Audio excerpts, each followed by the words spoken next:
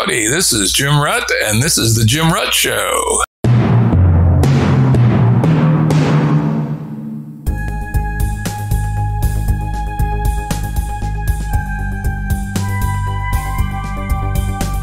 This is the Jim Rutt Show, and this is your host, Jim Rutt. Our guest today is Zach Vorhies, who recently left Google after 8 years as a software engineer. He has some provocative claims about Google.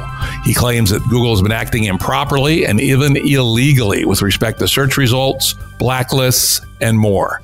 And he has publicly posted a large repository of what he describes as Google internal documents to support his claim.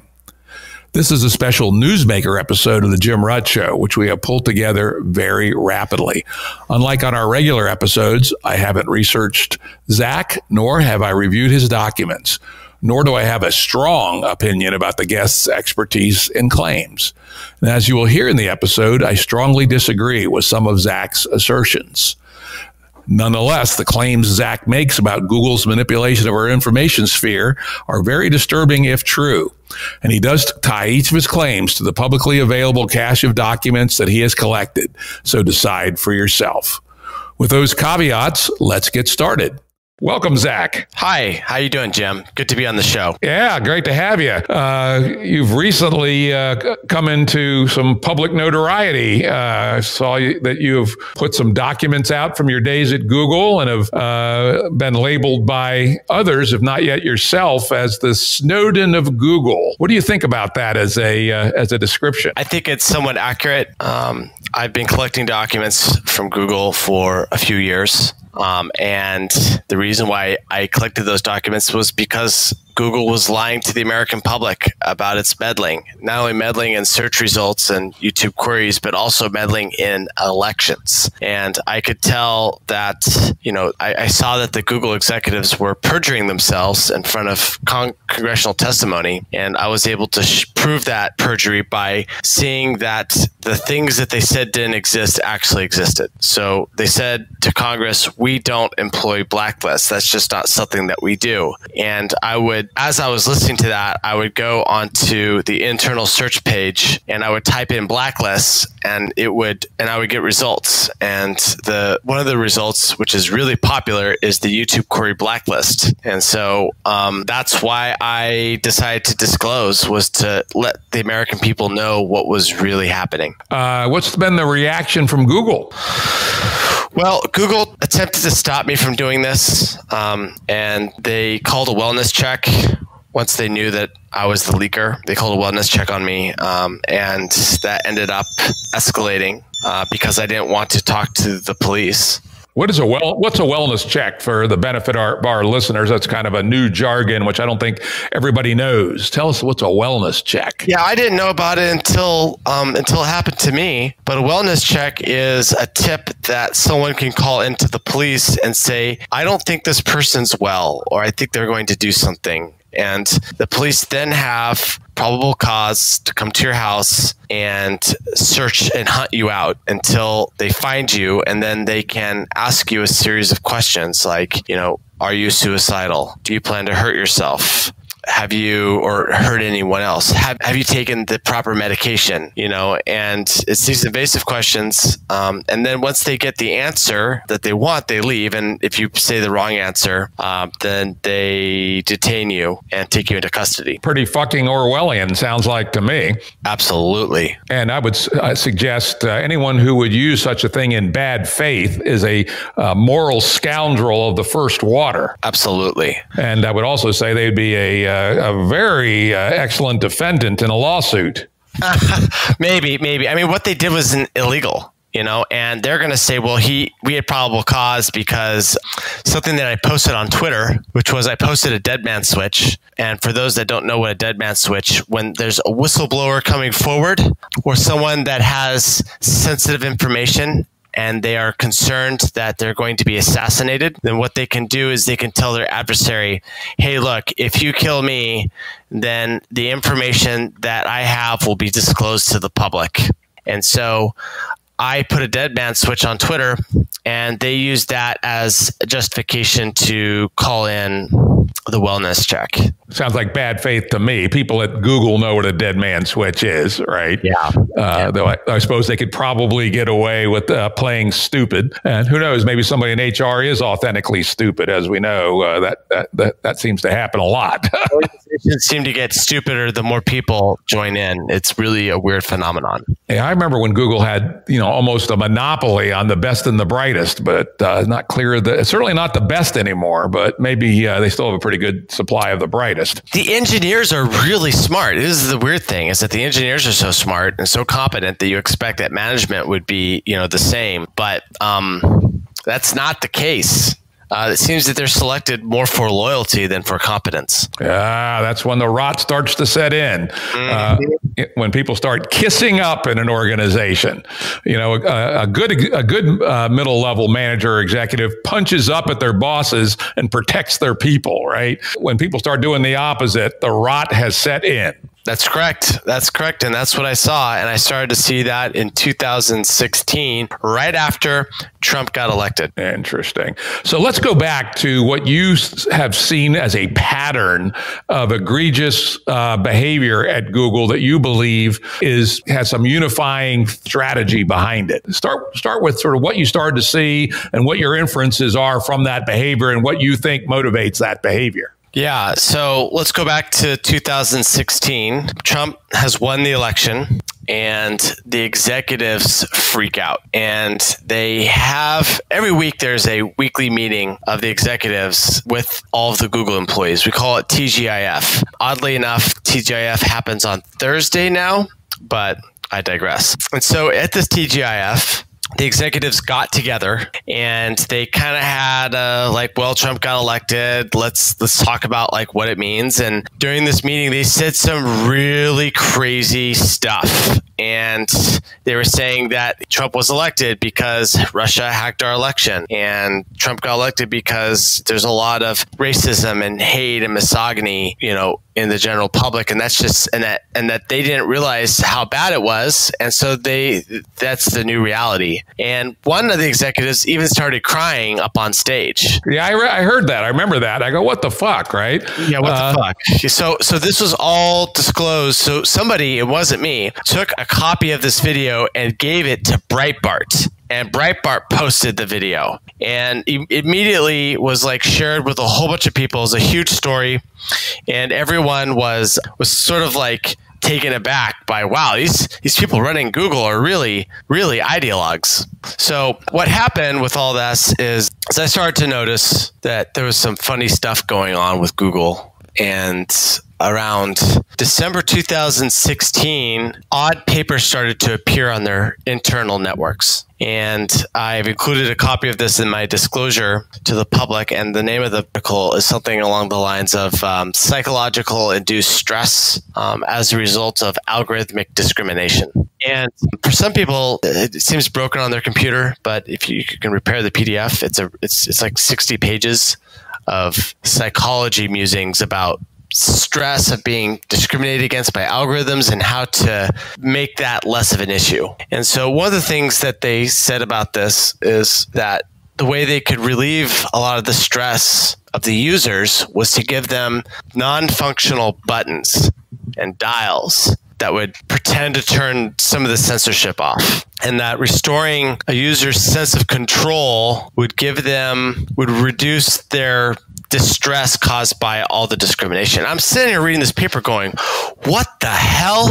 What the hell? And then there's other weird stuff in there saying that when people are crowded in trains, that they tend to buy more products through ads. And so the paper describes how do we simulate this sense of crowding so that people will buy more things. And I'm just sitting there going, wait a minute, we're getting the best scientists, statisticians, and mathematicians and psychologists so that we can increase ad engagement by 0.1%. What is going on here? So that was the beginning of it, right? That was the beginning of sort of my awakening of what Google was doing. And then we hold on just a second here. I mean, isn't their business model tweaking ad engagement by 1/10 of 1%? I mean, that is the business of Google, right? Is to hijack people's attention and then auction it off to the highest bidder. Fair enough. Fair enough. Fair enough. I guess I just saw it and I was just like, wow, this is really evil. And I thought at the beginning that, okay, well, they're just trying to like, you know, maximize profits for their shareholders, which is their fiduciary responsibility, right? So, but I started thinking to myself, well, what's going on here? And what I noticed is the company started ramping up the crazy, right? And the first thing that they started doing to really ramp this up was define the concept of fake news. The executives explained to the company that fake news was, you know, a reason that Trump got elected. And so they needed to protect the American public from all of this fake news. And so they started clamping down on fake news. They started, you know, creating these papers about like what fake news is. And in that paper, they had an example of what fake news was. And in that example, they actually were listing events that took place. Okay. So I'll give you an example.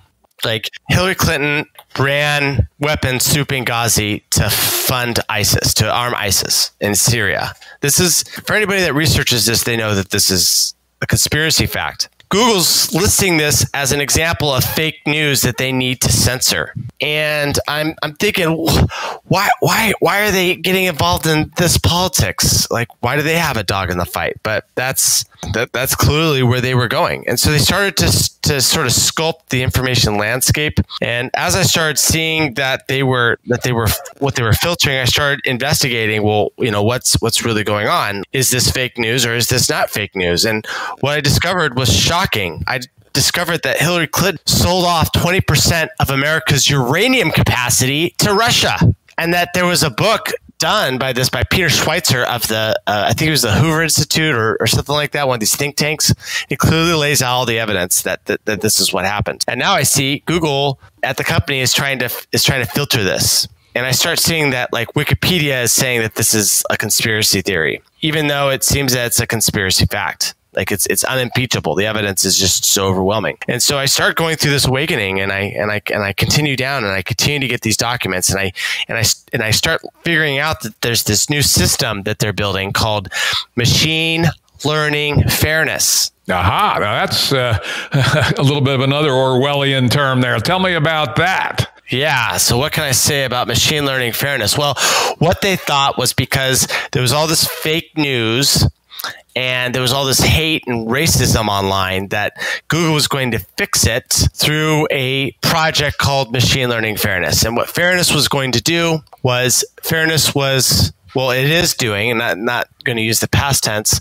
What it's doing is it's rebiasing all of their search results, and it's rebiasing their YouTube results, and it's rebiasing all of their news. So Google search, YouTube, and news are like the main targets of this like ML fairness from a user perspective. And what it does is it takes in as input training data, and it generates these rules which are applied to comments, videos, documents, everything that's searching for, and figures out how to rank the content based on how fair it is. And what's really strange is that one of the documents that they had said, like, defined like what algorithmic unfairness was. And what they said is like, imagine that you were doing a search for CEOs and most of the results that popped back were male. And Google's words were, even if this represented objective reality, we could still classify it as algorithmically unfair,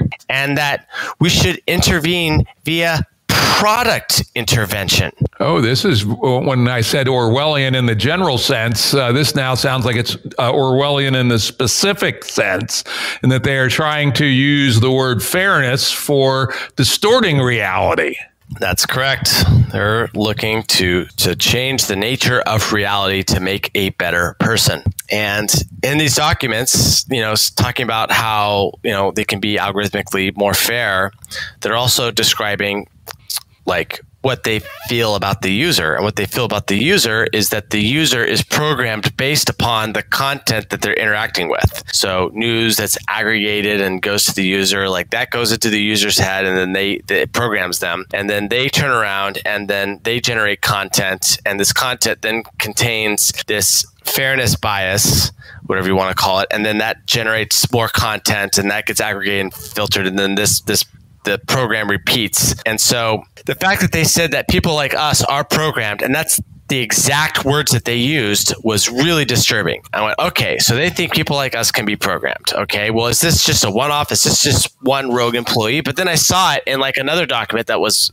generated, and they had done it in a different way. And I was like, okay, this is academic. They think of us as programmable units, and they're going to use their control mechanism in order to program us. And like, this is something like out of a sci-fi novel, but I'm reading it like at my desk, and I'm going, oh my God, the American people need to know what's coming down the pipeline, because if they're going to program us and that's their intention, then we can't escape them because they're literally everywhere. I use the Google Chrome browser to do a Google Chrome search. When I want to contact someone, I use Gmail. Half the people that I talk to have Android phones. Google is everywhere, and they've got the scale necessary to be able to scope that information landscape. And if you go against the narrative, maybe Google's going to turn evil, and then they're going to be able to know where you are every single moment of the day. It's really quite frightening when I started to see the whole future unfold and what was coming down the pipeline aimed directly at America's mind. I want to recap that for our audience, see if I understood what you had to say. If I didn't, correct me.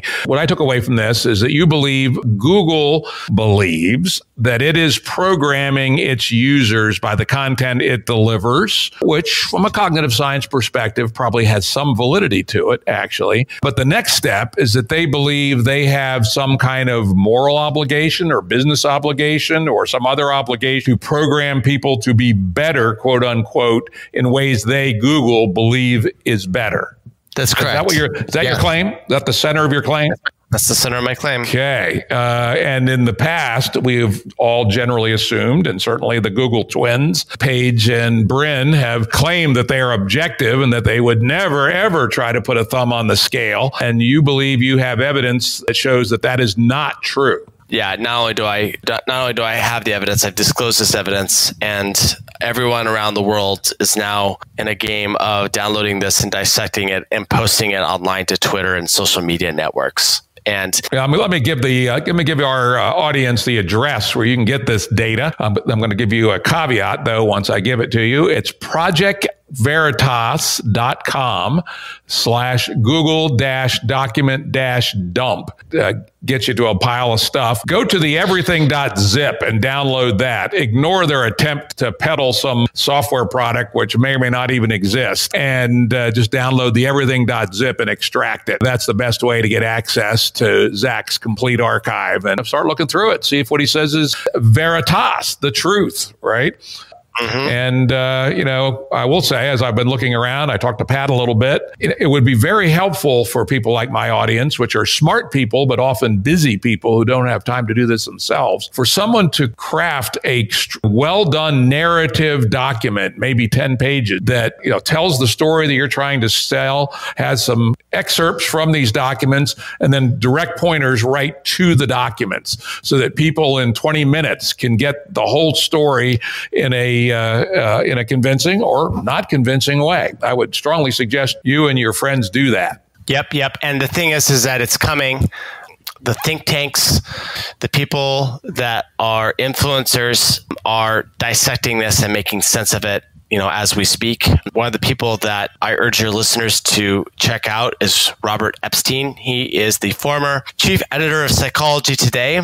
And he's made it his life's mission for the last few years to prove that Google is engaging in election meddling and doing it intentionally. And so, I release this information for people like Robert Epstein and, people like your audience to be able to see what Google is really up to, because what they say to Congress and under oath is just not based in reality. What they're doing is They're maliciously covering for their intentions to engage in election interference. And we know they have the capability, right? The book, The Age of Surveillance Capitalism by Shoshana Zuboff. While I have some quibbles about some of the things in the book, I will say that she landed a 6.0 perfect stick on showing that Google has the power to buy a search result, do lots of news results, they have essentially unlimited power to make the world appear however they want from or within reason from the perspective of the Google user. So now we have Zach saying that not only do they have that power, but they are now using it. That's pretty scary. Pretty scary. Do you have a hypothesis on why they're doing this? So there's these establishment media players that are pushing a lot of this racism and this Russian collusion conspiracy hoax that was entrusted upon the American public and the media. And my guess is who's ever been driving them has been also driving the agenda of Google. This has been kind of in lockstep with the other social media companies. And what's really curious is that when I go and look at the stockholders of these companies, the stockholders are similar. And actually, I think in a lot of cases are almost the same. And for like the top 7. And if you look at the top 7, they have roughly equal proportions of ownership. And so my question is, for those people that own it, that own all the stock, are they the ones driving the agenda? And I suspect that they are.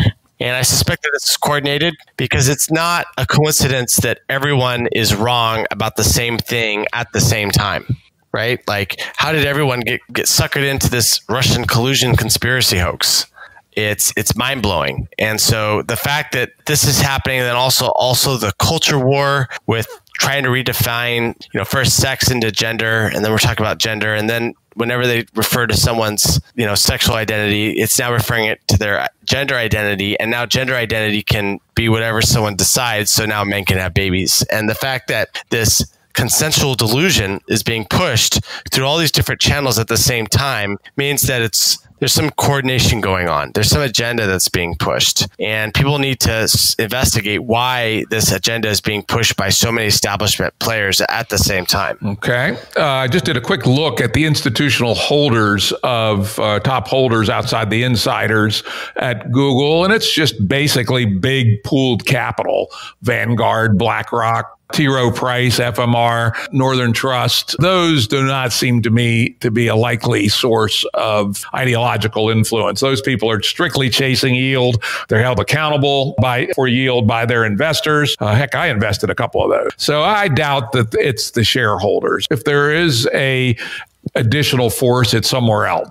Okay, well, that's really interesting because when I saw the Vanguard and the Blackwater appear over and over and over again, my assumption was like, well, maybe they're putting pressure on Google to do the things, but I'm not an expert in institutional investing, but you might have more visibility into that. I do want to add too that when Google went IPO, they had a really different way of structuring the company with relation to their stock, and what they've done is that they've given they've created a couple different classes of stocks, and one of them has preferential voting rights, something like 10-1, which means that 10% of the stockholders have as much power as 90% of the stockholders. So when they went IPO, they had this note saying that stockholders aren't going to necessarily understand all of their opinions, but that they have to trust the executives to make the right decisions for the long-term goal of the company. Well, now it's 2019. We know actually what they meant by that. We're going to take over the world, and we don't want the stockholders to revolt against us, so we're going to take away all of their power. Many of the tech platform companies have done that. Facebook did an even more powerful version of it. In fact, I just pulled it up here on Google. They have 3 classes of shares. Class A, 1 vote per share, of which there are 290 million shares outstanding. This was in 2016. So it might be a little different, but not big. Class B with 10 votes per share, of which there are 52 million. So that's 520 million votes versus the 290 million votes of the Class A. And Class C with no votes, of which there are 343 million shares outstanding. So the Class B shareholders, i.e. the insiders, absolutely control the company. There you go. That There you go, Class B. So they've created this insider voting block, which has a disproportionate amount of power. And now it's clear that Google is abandoning their fiduciary responsibility to their stockholders. And now the stockholders are stuck. There's nothing they can do about it. Right? They can sue Google and say, no, you can't do this. Why are you, meddling in election theory? But they can't use the power of their voting. And so now what's happening is that all this flowery language that Google has used to describe like their high and mighty moral stance just turns out to be a cover for criminal activity. Can you substantiate criminal activity? I know you mentioned earlier, I think it was probably before we went live and on the record, the idea that you believe they're guilty of perjury to Congress. Can you prove that? I'd love to see you put that together as a document. So I just created a Medium article today proving that they are engaging they're engaging in perjury to Congress. So there's a guy by the name of Karen Buta, I believe. He used to work at GE, but now works at Google. And he went before Congress, I think in July.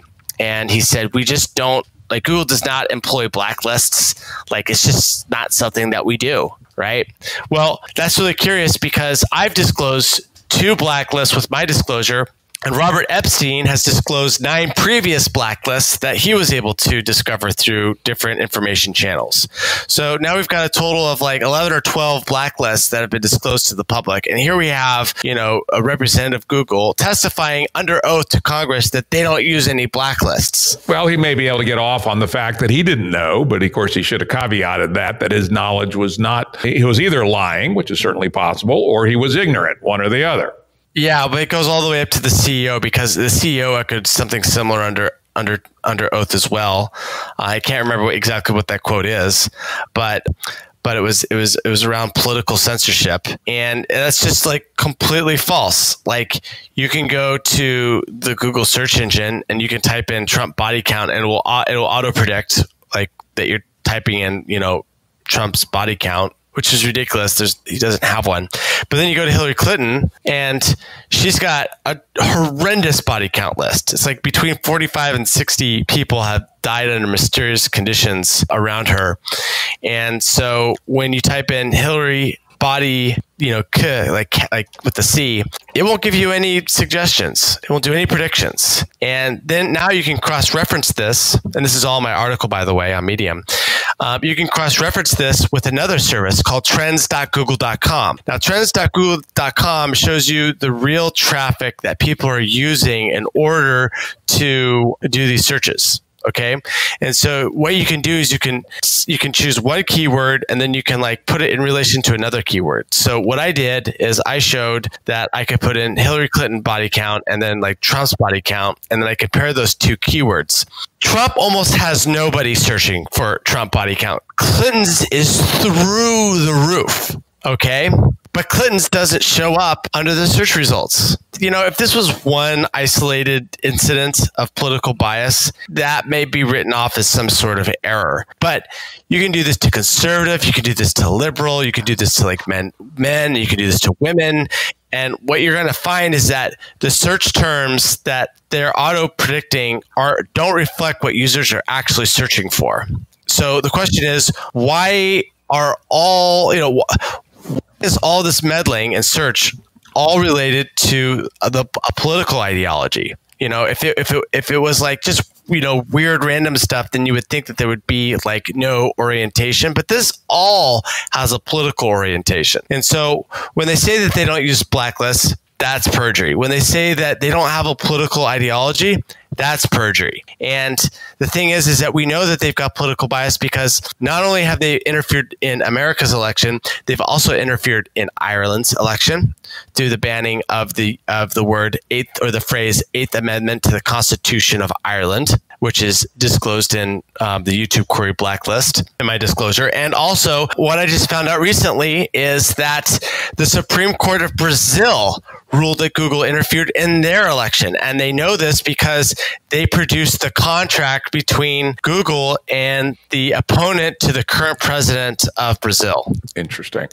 First, I would like to just say from my own perspective that the idea that Hillary Clinton has actually killed 46 people or something, I find to be extremely unlikely and out there in wackadoodle conspiracy theory land. But nonetheless, it is interesting that, but you are correct that many people search on that and believe that. While there is no such, I didn't believe it either. I mean, I just want to put out, I was not a conspiracy theorist in 2016. I didn't believe that Hillary Clinton was doing any of this really bad stuff. But then once I saw that there was suppression, I started looking at it myself, and wow, one after another, I look through and there's like a guy, maybe it was Vince Foster. He was found with 2 gunshot wounds to the back of the head, and it was ruled a suicide. And so there's this like criminal mafia element that's going through and whacking all of these people. And it's people that are just about to come out against the Clintons. And like right before testimony, they get whacked. Like I remember there was this one guy that had information about Hillary and the fraud that happened with Haiti. And he comes to Florida to like testify. And like a couple days before he testifies, he dies. Right. I'd be careful about adhering to those things. There is a part of our brain that loves to build these conspiracy theories, but there's enough honest reporters out there. If there was anything solid to them, I think we would have seen more about them. So my suggestion would be to go slow on claiming the conspiracies. You don't need to do that to tell your story. I think the fact that they have biased the discussion of conspiracy theories is enough. I would recommend you don't go beyond that at this point while trying to sell your story. Not necessary. I mean, you're entitled to your opinion, but I've done enough investigation where I've built up what I consider a true model of how the world works. And this is, I mean, there are so many things that the media is not reporting on. Like no one's reporting on this Google leak in the establishment media. Fox News isn't covering it. CNN isn't covering it. MSNBC isn't covering it. There's a conspiracy going right now where they're not allowing this story to reach the American public. And they like Fox News reported on, the first leak the first like minor leak that Project Veritas had. They also reported on Greg Coppola coming out there and talking. But when this came out and everything got released, you would think that they would at least talk about it somewhat, but it's been a media blackout. So, if one applies Occam's razor to the whole set of data that's out there, they can only come to the conclusion that there's some conspiracy that's going on that reaches all the way into the media system. And that's what I believe. And that's what makes the world simpler. And anything that makes the world a little bit simpler is something worth investigating. I will say that's what I saw, that there was nobody picking this up. It's one of the reasons I wanted to have you on my podcast, right? I wanted to get your...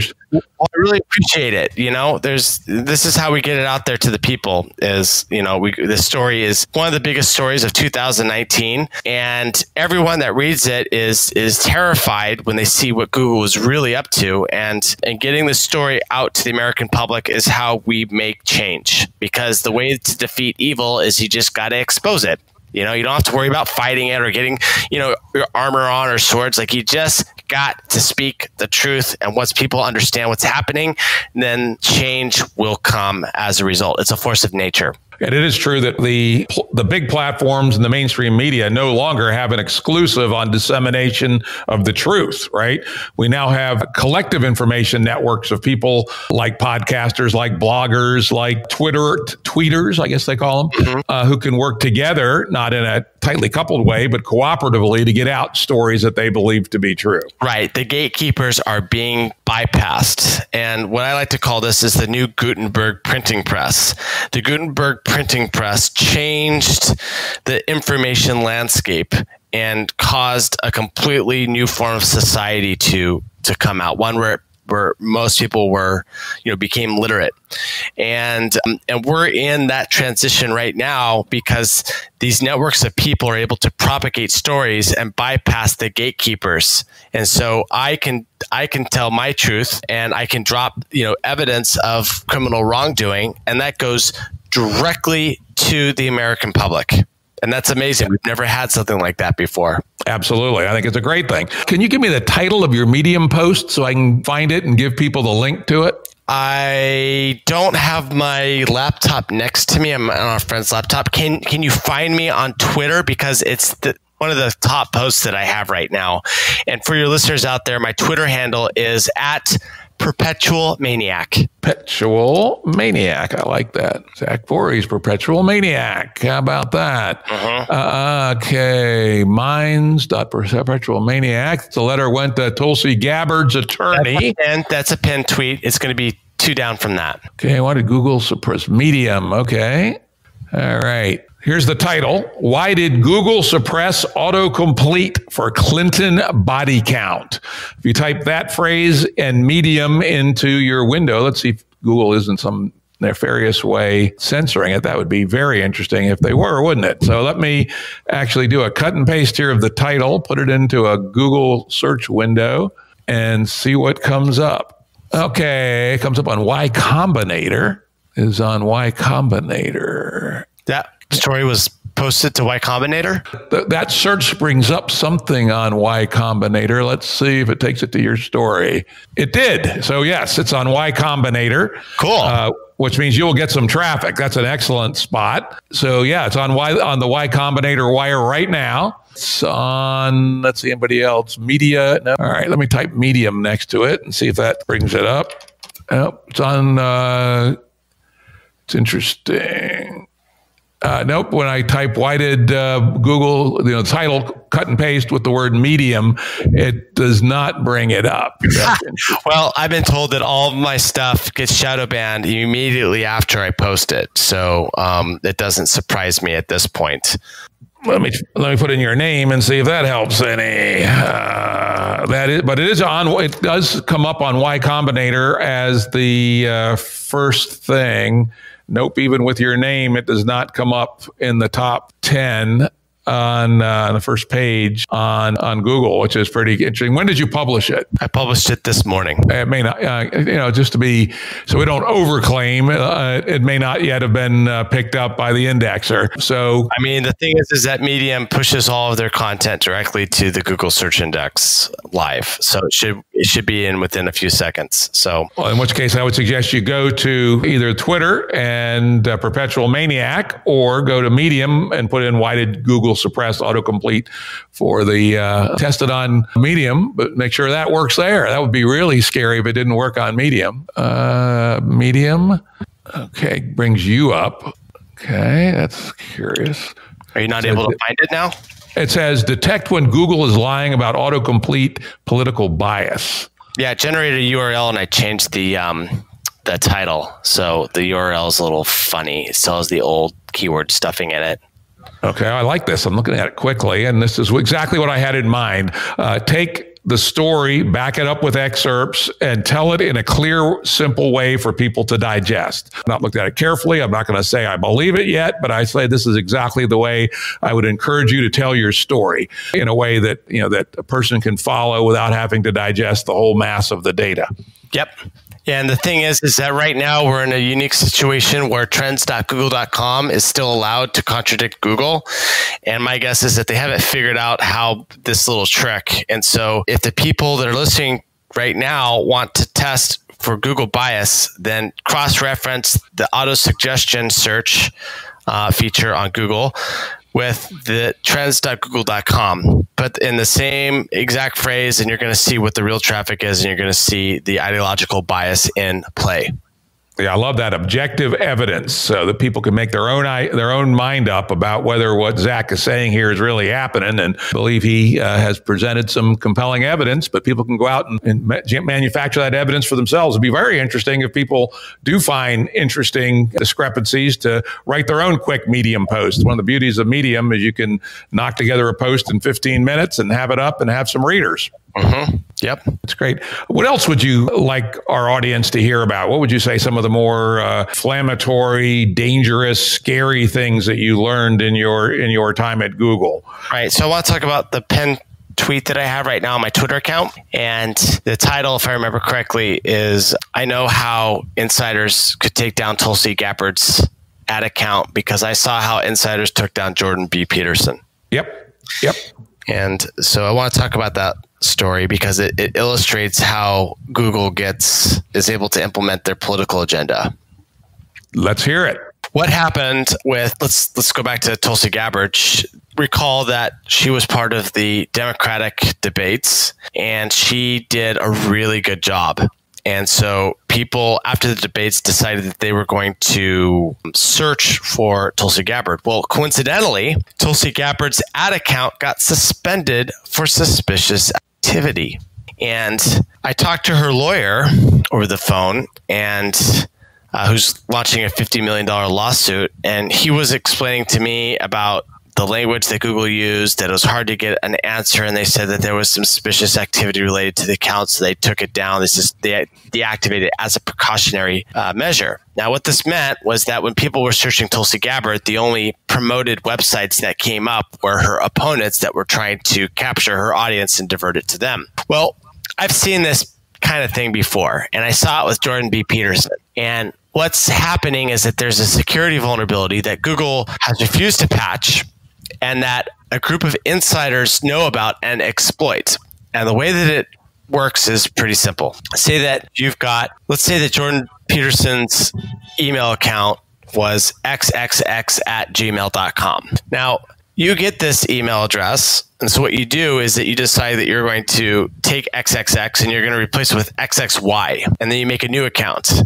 And then you do XXZ. And then maybe do ZXX, right? And you create all these different accounts that are close to the original account, but they differ by like one letter.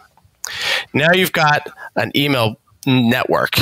Now this email network starts pushing spam to a bunch of other different email addresses. Well, what happens is that the Google AI will deactivate the spam network, but surprisingly, it will also delete the original email address. Or not delete it, will deactivate it. Okay, so now the AI has brought down the target email address. Wow, that's very, very pernicious and very clever. Yeah, and I know this because I saw the bug report attached to this because I was pushing the restoration of Jordan B. Peterson's email account onto, back onto the Google system. So I was following this, and the report from one of the operators was, oh yeah, there's a bunch of spam accounts that was made with his whole thing. And I was just like, oh my God, I've got insider knowledge now. I can take down anyone's account and they're not going to know how it works. Right. And so this is a pattern that I've seen done over and over and over again, is that Google has some sort of obscure vulnerability and that a group of insiders gets knowledge of this vulnerability and then they use it to take down anyone that they want at any time. And I believe, based upon the pattern that Tulsi Gabbard's account was taken down, that I believe that this is how she was taken down. And so I wrote an open letter to her attorney on how to do discovery so that he could find this pattern within Google's own bug database, and then use this in order to further discovery to see if the same thing was happening with Tulsi Gabbard's account. Now, I'm not asserting that this happened to Tulsi Gabbard's account because I resigned the company before this happened, but I am asserting that this is a pattern that I know of that insiders use to take down accounts that they target. That's one, kind of scary, especially because it's so easy. Anybody could do it. And two, that if you believe insiders are doing it, that's a gross breach of good faith. It is. That's why we need to expose this. The reason why Google needs to be audited. Yep. And for those who are interested in Zach's pretty detailed story, you can find that at minds.com/perpetualmaniac. Yep. And the title is Open Letter, Dear Attorney Representing Tulsi Gabbard, or you can find it on his Twitter account. That's right. It's a pinned post. It'll be pinned for the rest of this day, at least. Okay. All right. What else? Anything else that you'd like to tell us? Yeah, I just got a text message from somebody else. Yeah, so I want to talk about my breaking point. My breaking point was when I was like, okay, it doesn't matter what the danger is to me. I've got to come forward to the American people, was when I saw Google deleting translation words out of the Arabic to English translation dictionary in order to make a Trump tweet sound crazy. And this craziness was then used by the New York Times in order to try to invoke the 25th Amendment to remove the president of the United States. Okay. So I've disclosed this in this document dump under the name Covfefe, because Covfefe was the word that they deleted. And so this background here is that Trump went to Saudi Arabia and he got back around May 25th, 2017. And he returned and he made a tweet. And his tweet was, "The news is fake, Covfefe," something to that effect. Yeah, Covfefe or something, yeah. Yeah. And the Covfefe translation was, "We will stand up." And so what he's saying is, the news is fake, but we will stand up to it. And that's a word that exists in Arabic. And one of my friends that knows Hebrew real well says, yeah, that also exists in Hebrew as well. Well, the New York Times wrote an article saying that they had talked to some experts, quote unquote, and that these experts said that this word was nonsense. And so as a result of that, they declared that it was nonsense. And so as a result of that article, a design document was created by one of the executives at Google saying, hey, let's replace the translation with an Easter egg. Well, guess what? The Easter egg wasn't ever put in. It was just the word itself was just deleted. And the problem that they had was that they couldn't just delete it once. They had to delete the word twice, Jim, because what happened was that the Google AI was smart enough to do a phonetic transliteration of the word and find a path to Covfefe in the Arabic language. And so in the implementation notes that I provided under the Covfefe folder of the disclosure, you're going to see the operation of these operators as they're trying to delete this word out. And that was just like, wow, like, okay, so now it's not just election meddling, it's also now seditious / treasonous behavior that Google is engaging in order to remove a sitting president of the United States. That's when I realized that this is now a national security issue. And so, that was the breaking point. That's when I decided that I was going to disclose this by any means possible. Interesting. And do you believe that the audit trail for that behavior will have been preserved in the Google system? I think that it exists somewhere. Even if they try to scrub it, there's so many archives and so many data centers that I believe that they can't scrub all of it. And if they do start scrubbing it, then what's going to happen is that they're going to awaken more people up to what Google is doing. I think that a lot of Google employees are listening to my interviews and they're becoming awakened to what Google is doing. So if they want to delete it, I mean, they can try, but I don't think it's going to be any advantage at this point.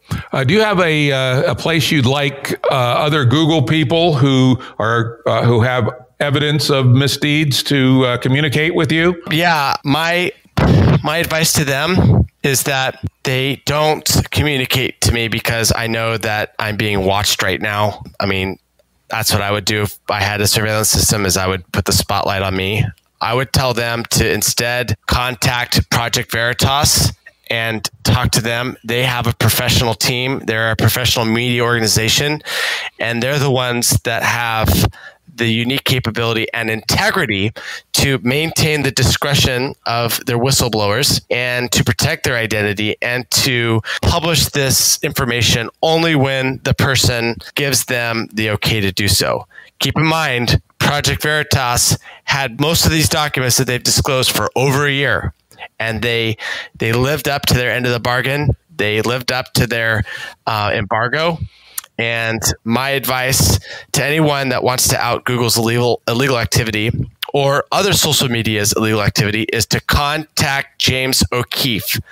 He is such an amazing human being. Other people told me that and with glowing terms, and I was like, this guy seems unreal. He's like he's so loved. But then I met him myself, and he's almost like a hero out of a movie when you really get to talk to him. And he is fighting the good fight. He's going to protect you, and he's going to help change the world and make it a better place. So that's what I recommend everyone to do, is contact James O'Keefe at Project Veritas. They've got a submit links link on their website, and that makes it a lot easier.